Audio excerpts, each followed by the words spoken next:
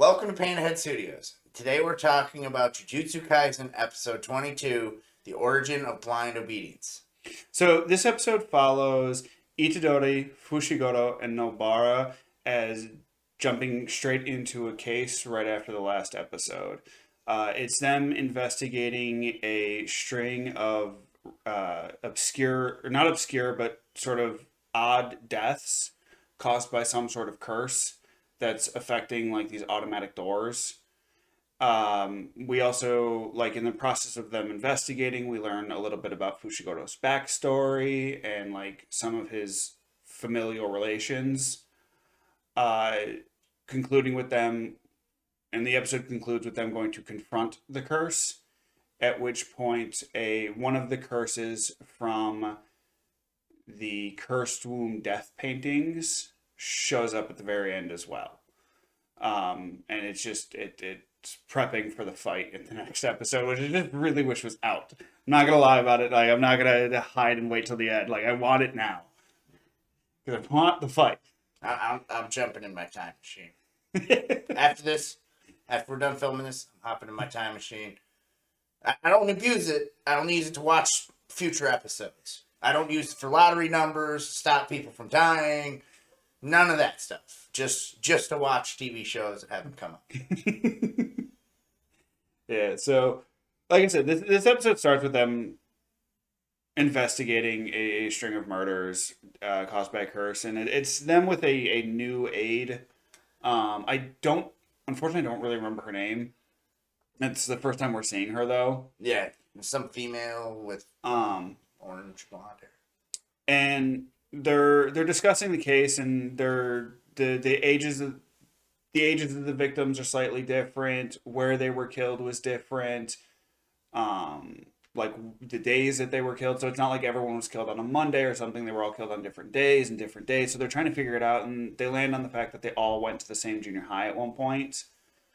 And that they all the first three that they learn about had a connection to a fourth person that they're on their way to meet, and they show up there, and of course the fourth person is dead and had just recently died. So they end up going to the school, which is really where the most interesting stuff, like, for me, started happening, because it turns out that Fushiguro used to go to that school. And this is where we get a bit about his backstory, which I thought was a lot of fun, because it's for the way Fushiguro has been portrayed up to this point, it's so different.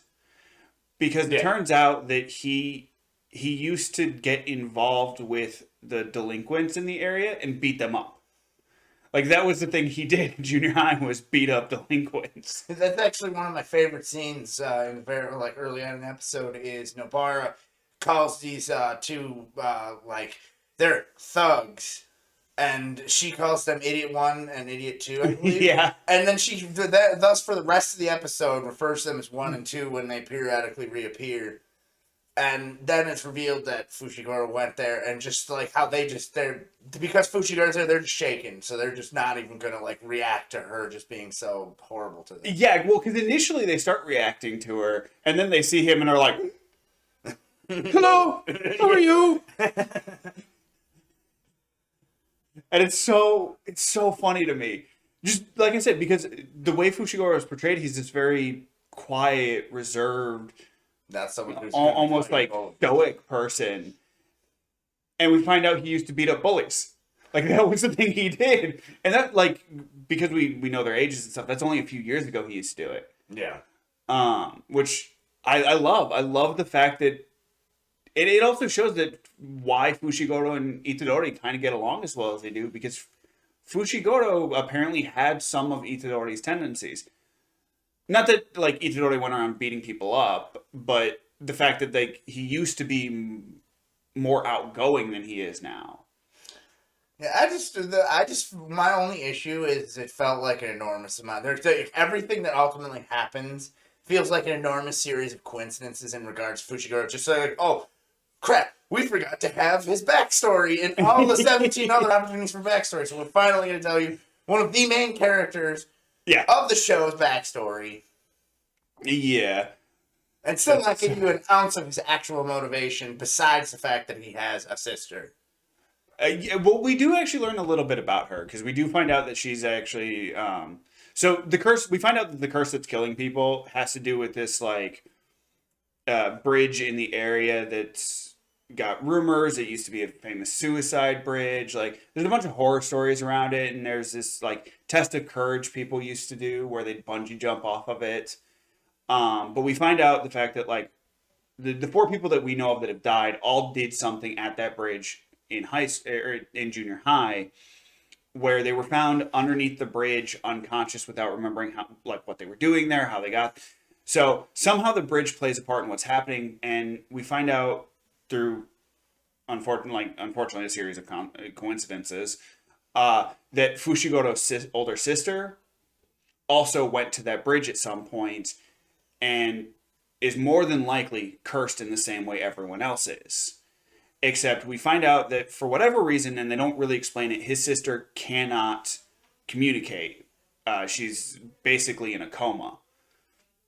So it really ramps up Fushiguro to want to like settle this quickly, and he actually calls the school and calls I believe his name is Itami or Itami or something like that. The first aid. I can't. I think it is Itami. I think it's Itami. Oh, okay.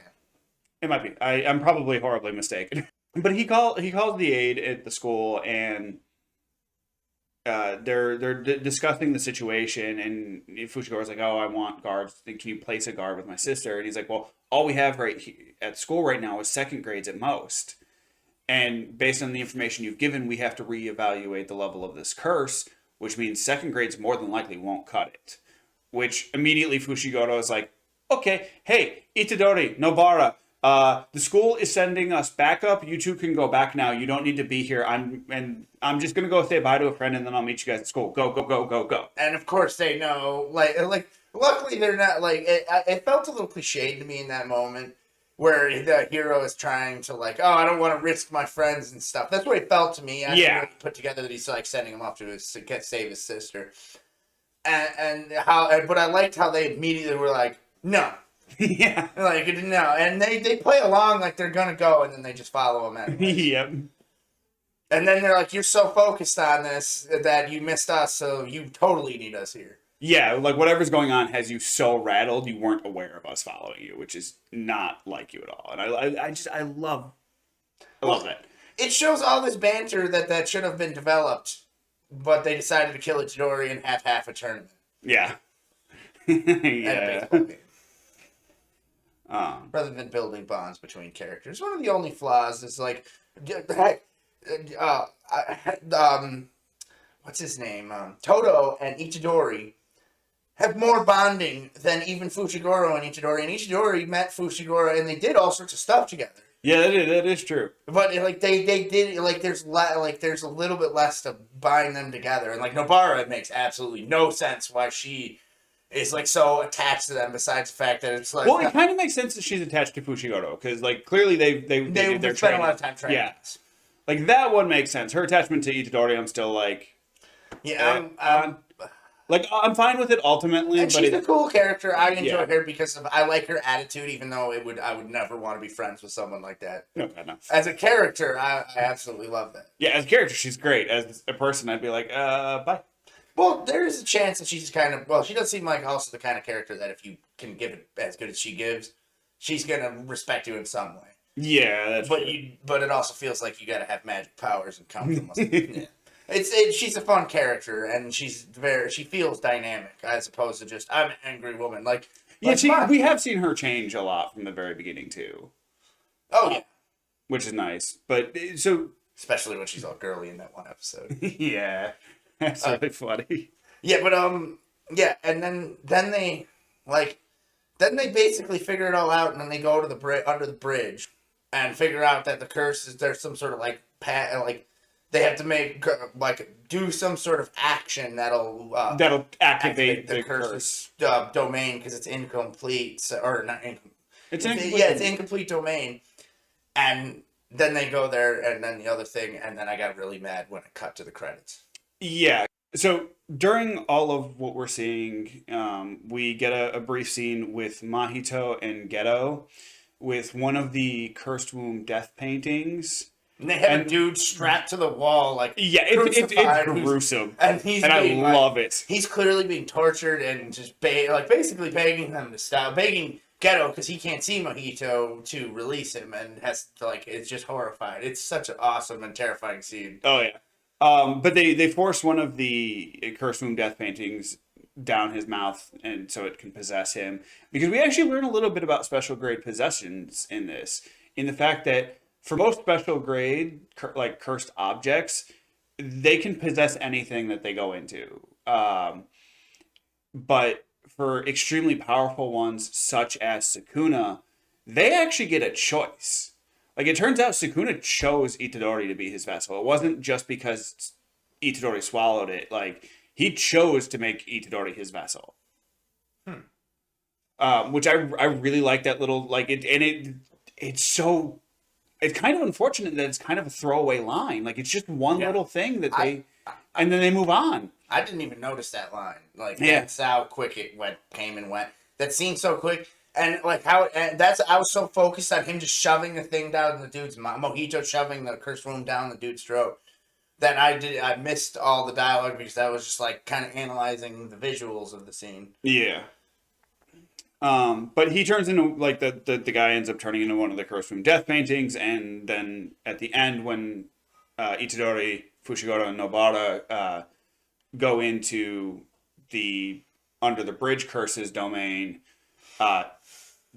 they're, like, ready to fight it, and all of a sudden he just rushes into the domain and is like, oh, someone got here before me. And just... Itadori says he's going to take it on, and then the episode ends. Just, yeah. And that's pretty much everything. Episode's awesome. I'm really mad. I gotta go to my time machine, so if you excuse me. What? Dude, it's like Terminator. You gotta get naked. You can't take any, only organic stuff can come through. Even though Cotton is organic, it doesn't count.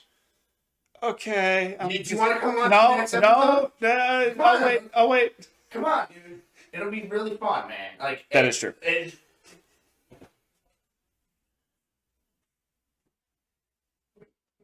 Let's go!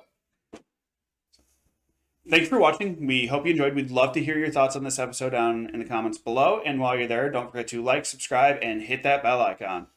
If you're interested in joining us gaming, check us out on Twitch. And for updates, follow us on Twitter. Links are down below.